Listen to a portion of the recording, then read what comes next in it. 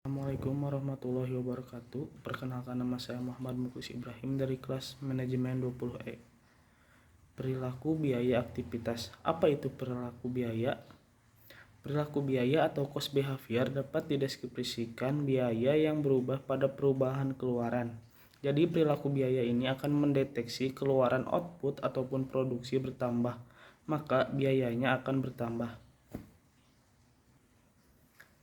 Dasar-dasar perilaku biaya yaitu yang pertama, biaya tetap atau fixed cost, yaitu biaya yang jumlahnya tetap sama ketika keluaran atau output berubah, artinya akan tetap konstan dalam rentang yang relevan ketika tingkat output aktivitas berubah. Biaya variabel atau variable cost merupakan biaya yang dalam jumlah keseluruhannya bervariasi secara proporsional terhadap perubahan output. Jadi maksudnya di sini adalah biaya itu akan berubah dengan berubahnya produksi, misalnya nilai-nilai produksi akan bertambah kalau volume produksi bertambah. Yang ketiga, biaya campuran atau mixed cost.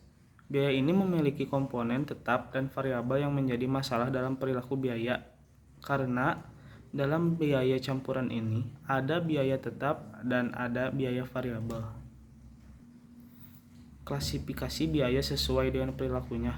Klasifikasi biaya ini dapat diklasifikasikan menjadi dua, yaitu yang pertama, batasan waktunya.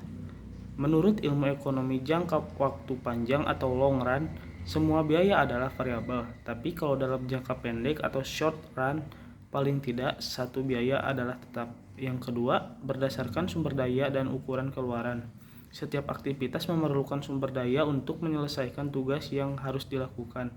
Sumber daya ini dapat meliputi bahan baku, energi atau bahan bakar, tenaga kerja, dan modal. Masukan-masukan ini digabungkan untuk memproduksi suatu keluaran bahan baku yang dipindahkan. Semakin banyak perpindahan yang dilakukan, semakin tinggi biaya perpindahan. Ada beberapa metode yang digunakan, yaitu yang pertama, metode tinggi rendah atau highlight method, yaitu suatu metode untuk menentukan persamaan suatu garis lurus dengan terlebih dahulu memilih titik tertinggi dan terendah. Titik tinggi didefinisikan sebagai titik dengan tingkat keluaran atau aktivitas tinggi, sedangkan titik rendah dapat didefinisikan sebagai titik dengan tingkat keluaran atau aktivitas rendah.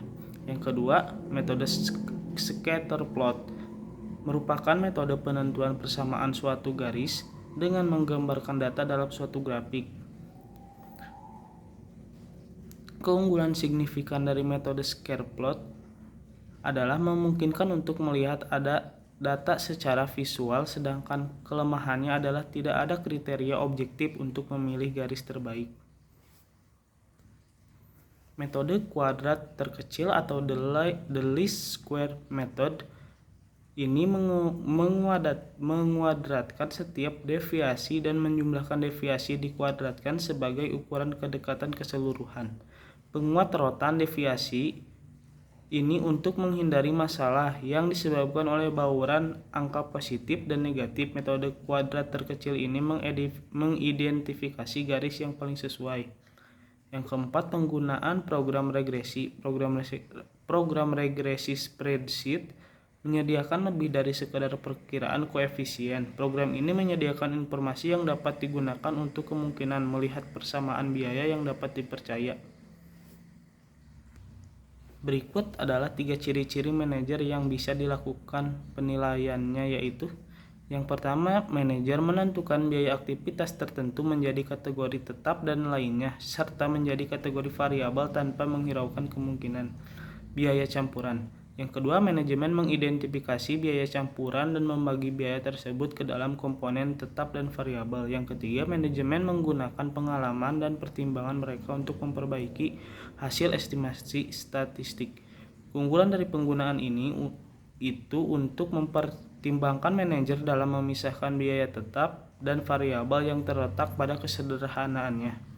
Site manager memiliki pengetahuan yang mendalam tentang perusahaan dan biaya. Metode ini dapat memberikan hasil yang baik.